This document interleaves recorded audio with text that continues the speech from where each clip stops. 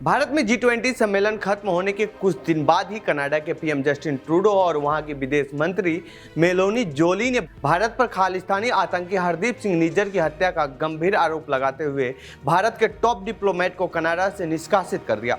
इस घटना के बाद भारत एक्शन में आया और इन आरोपों को खारिज करते हुए कनाडा के टॉप डिप्लोमेट को 5 दिन के अंदर भारत छोड़ने की बात कह दी।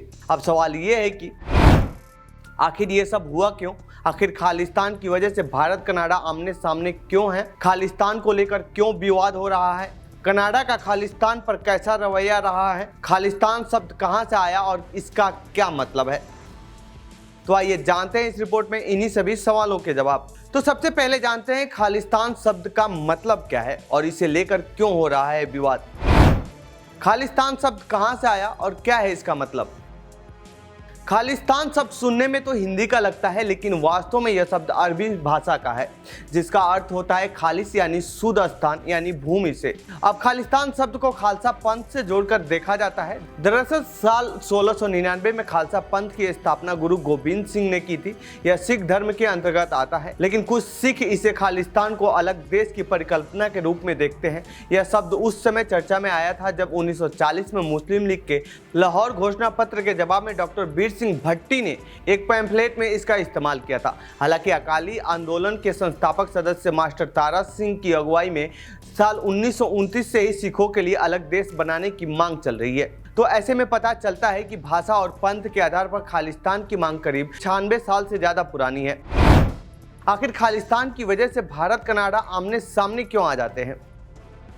दरअसल खालिस्तान की मांग करने वाले ज्यादातर सिख प्रवासी हैं, जो भारत के बाहर ब्रिटेन, अमेरिका और कनाडा जैसे देशों में रह रहे हैं। ब्लू स्टार ऑपरेशन के बाद खालिस्तान का समर्थन करने वाले इन्हीं सिखों ने खालिस्तान आंदोलन को जिंदा रखा है और इसे आगे बढ़ाया है। इनमें भी ज्यादातर कनाडा में रहते हैं और अक्सर कनाडा से ही खालिस्तानी मूवमेंट का कनेक्शन आता रहता है। ये लोग न सिर्फ इस आंदोलन के लिए आर्थिक मदद करते रहते हैं, बल्कि वैचारिक समर्थन भी देते हैं।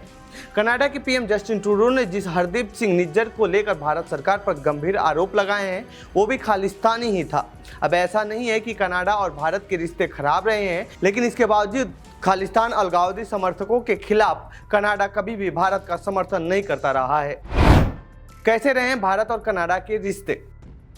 भारत और कनाडा के बीच डिप्लोमेटिक रिश्ते देश के आजाद होने के बाद से ही अच्छे रहे हैं। साल 2009 में कनाडा के तत्कालीन पीएम स्टीफन हार्पर भारत आए थे। 2010 में भारत के तत्कालीन प्रधानमंत्री मनमोहन सिंह 4 दिन के लिए कनाडा दौरे पर गए थे। इसके बाद साल 2012 में फिर स्टीफन भारत आए।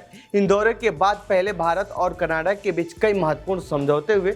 दोनों देशों के बीच अच्छे व्यापारिक संबंध है। कनाडा का भारत 10वां सबसे बड़ा ट्रेड पार्टनर है। इसके बावजूद वह कभी खालिस्तानी अलगाववादी मूवमेंट को रोकने को लेकर सहयोग नहीं किया है। कनाडा का खालिस्तान पर कैसा रवैया रहा है? भारत के साथ कनाडा के अच्छे संबंध होने के बावजूद भी कनाडा खालिस्तान अलगाववादी मूवमेंट के खिलाफ भारत का साथ कभी नहीं दिया है। यह विवाद भी करीब 38 साल पुराना है। 23 जून 1985 को एयर इंडिया की फ्लाइट 182 कनाडा के टोरंटो से भारत के मुंबई के लिए उड़ान भरी थी। ये एक बोइंग विमान था जिसका नाम कृपया वंश के प्राचीन भारतीय सम्राट के नाम पर स्मार्ट कनिक्स रखा गया था। इस हवाई जहाज को टाइम बम का इस्तेमाल कर आयरलैंड के तट के पास हवा में उड़ा दिया गया, जिससे उसमें सवार सभी 329 यात्रियों और चालक दल के सदस्यों की मौत हो गई थी। कनाडा प्रशासन की जांच में सुराग मिले कि ये गतिविधि ऑपरेशन ब्लू स्टार के विरोध में खालिस्तानी समर्थकों ने की थी। इस दौरान कार्रवाई को लेकर इंदिरा गांधी और जस्टिन ट्रूडो के पिता के बीच विवाद हो गया था। इसके बावजूद कनाडा सरकार ने इस मामले पर रवैया अपना ढीला रखा और 2 लोगों के खिलाफ कार्रवाई की, जिसमें भी एक को 2005 में छोड़ दिया गया। तो ये थी भारत और कनाडा के बीच रहे खालिस्तानी विवाद पर हमारी रिपोर्ट। आपको कैसी लगी है रिपोर्ट कमेंट बॉक्स में बताएं। साथ ही इस पूरे मामले पर आप क्या कहना चाहते हैं कमेंट बॉक्स में लिखें। बाकी देश दुनिया की खबरों के लिए बने रहिए जनसत्ता के साथ। धन्यवाद।